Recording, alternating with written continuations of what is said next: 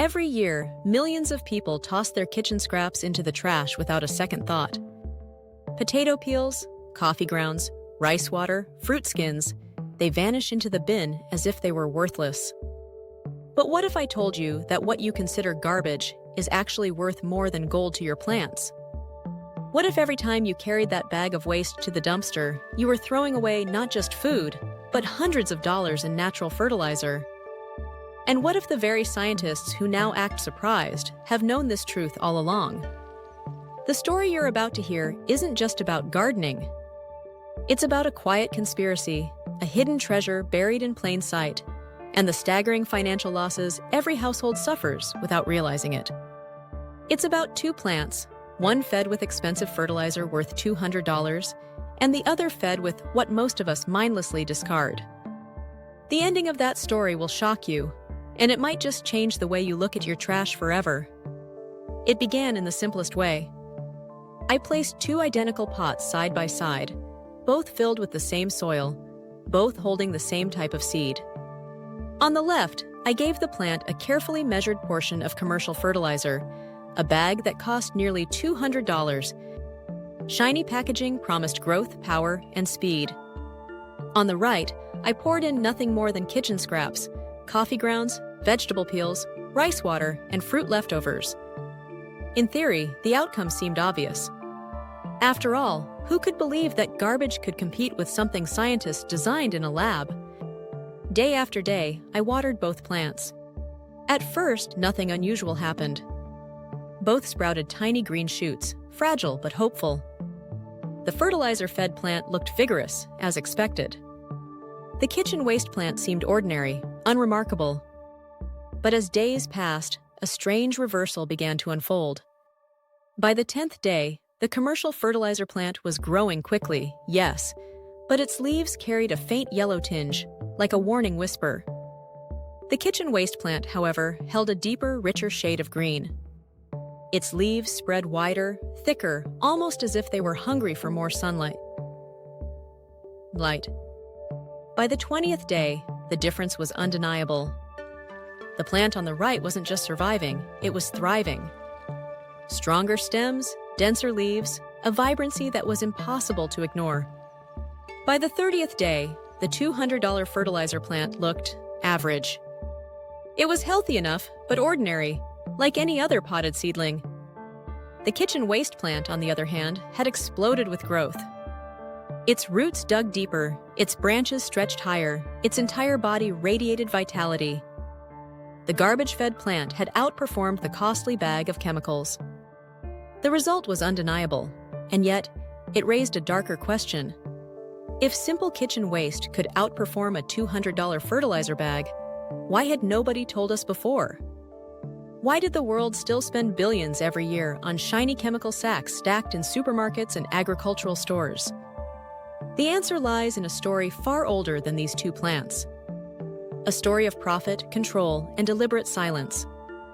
You see, large agricultural corporations have built empires on the back of one simple truth. People believe they need chemicals to grow food. For decades, marketing campaigns painted synthetic fertilizer as the savior of crops, the secret weapon of modern farming. Television ads showed glowing fields, smiling farmers, and miracle harvests. Yet behind those glossy images, another reality was buried. Scientists knew, long before any of us, that organic waste carried the exact nutrients plants crave: nitrogen, phosphorus, potassium. They knew that food scraps, decomposed properly, create living soil teeming with microbes, fungi, and bacteria that supercharge growth. They knew that this natural system had been working for thousands of years before chemical fertilizers even existed. But knowledge is power, and power in the wrong hands is dangerous for business. So the truth was hidden in plain sight. Instead of encouraging people to recycle their own waste into the soil, industries created dependency. They convinced farmers and homeowners alike that without their shiny blue or white granules, crops would fail. They turned self-sufficiency into insecurity. And why? Because every bag sold meant more money. Billions of dollars flowing into corporate accounts while households, schools, and families quietly threw away the solution they already had for free. And here's the shocking part. Some scientists weren't just silent, they were silenced. Reports exist of agricultural researchers pressured to downplay the effectiveness of organic methods or to focus studies on chemical formulas rather than waste-based alternatives. Imagine knowing the cure and being paid to ignore it. That is the quiet conspiracy at the root of our gardens. But let's step back into our little experiment. Standing there, between those two pots, I felt something shift. The contrast wasn't just about plants. It was about trust. One plant represented dependency, money flowing into corporations, promises on a package. The other represented freedom, resilience, and nature's own design. One was expensive and ordinary. The other was free and extraordinary. And that's when the deeper realization hit me. This isn't just about growth, it's about loss. Because every family that throws away kitchen waste is throwing away money. Not just a few cents here and there, but hundreds, sometimes thousands, of dollars in potential fertilizer. Think about it for a moment. The average household produces kilos of food waste every single week. Coffee grounds, vegetable scraps, fruit peels, rice water, eggshells, all of it usually tossed into the garbage without a second thought. If all of that were collected, processed, and returned to the soil, it could replace hundreds of dollars worth of fertilizer each year. Let's put it in numbers. One family, throwing away just a kilo of food scraps every week, is discarding the equivalent of $200 of nutrients annually. Multiply that by 52 weeks, and you start to see the loss, $2,000 gone in the form of garbage. Multiply that by 10 years, and you're looking at $20,000 thrown into dumpsters. And if you expand that to millions of households around the globe, the scale of waste and financial bleeding is almost impossible to calculate. So why aren't people doing it? Why aren't schools, communities, and families turning their scraps into soil wealth? The answer is simple. They've been told not to believe in it. They've been told that only a bag with a barcode, a price tag, and a corporate logo can feed their plants. They've been told that nature alone isn't enough. But nature laughs at those lies. Because deep within the soil, something extraordinary happens when kitchen waste meets earth. The scraps break down, and in that decomposition, life awakens. Tiny armies of bacteria and fungi swarm the material, feasting on sugars, proteins, and fibers. These microbes don't just consume, they transform.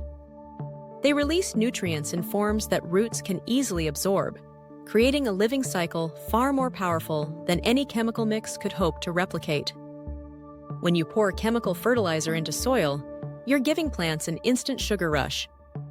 Fast growth, quick results. But just like a sugar high in humans, the crash follows soon after. Roots become dependent, soil becomes tired, and without another hit, the plant weakens. Kitchen waste is different. It doesn't give a rush, it builds a foundation. It strengthens soil health, nurtures microbes, and ensures long-term growth that doesn't collapse when the bag runs out.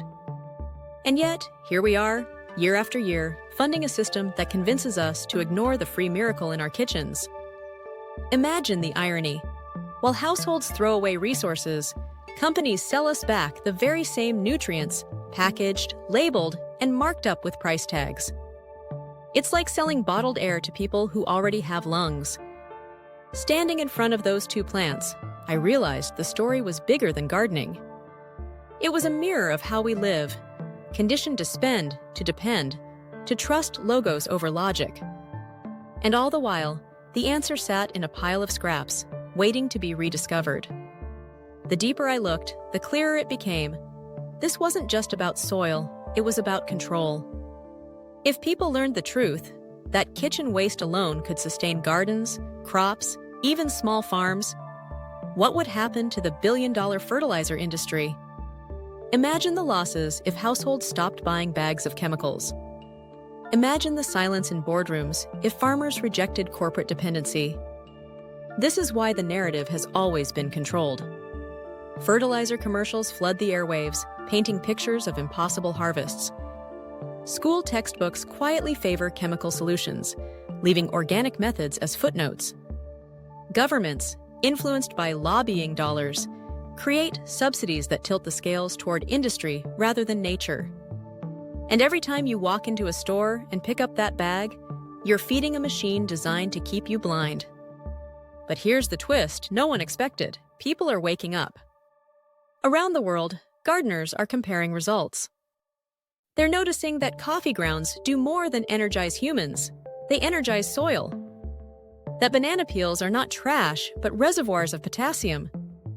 That rice water, once drained into sinks, carries nutrients plants drink like nectar.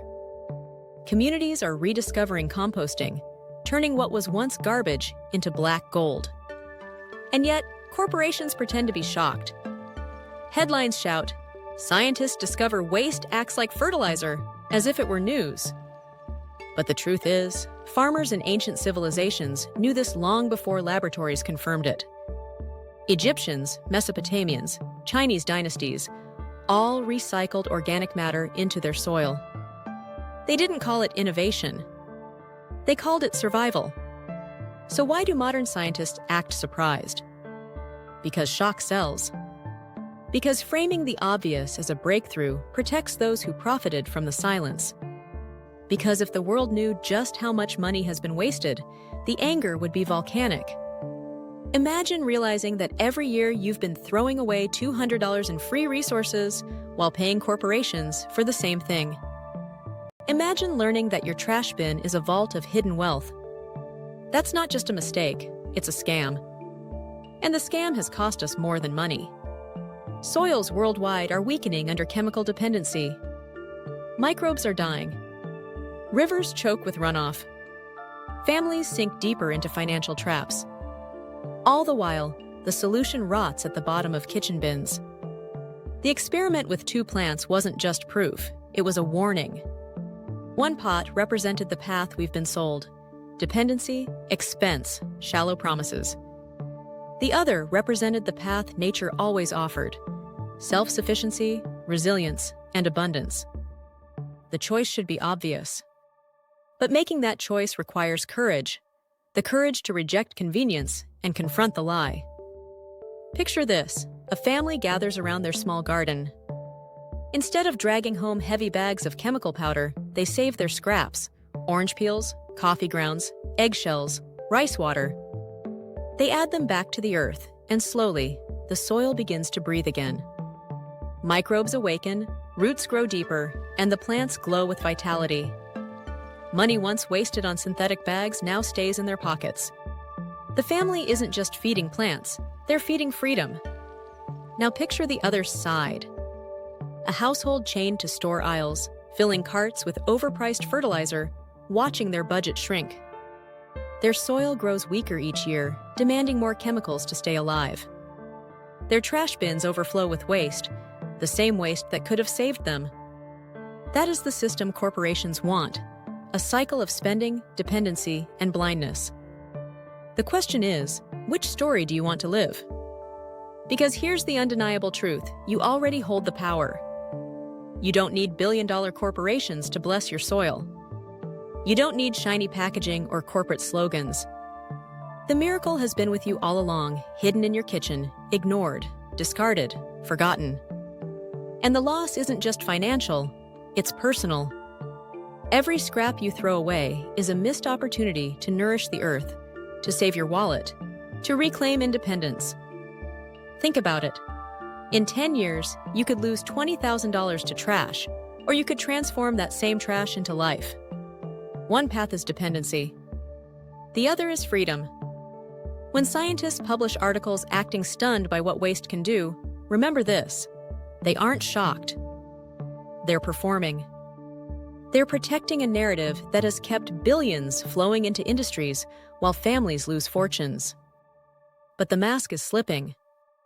And you don't need to wait for their permission. Take back the power.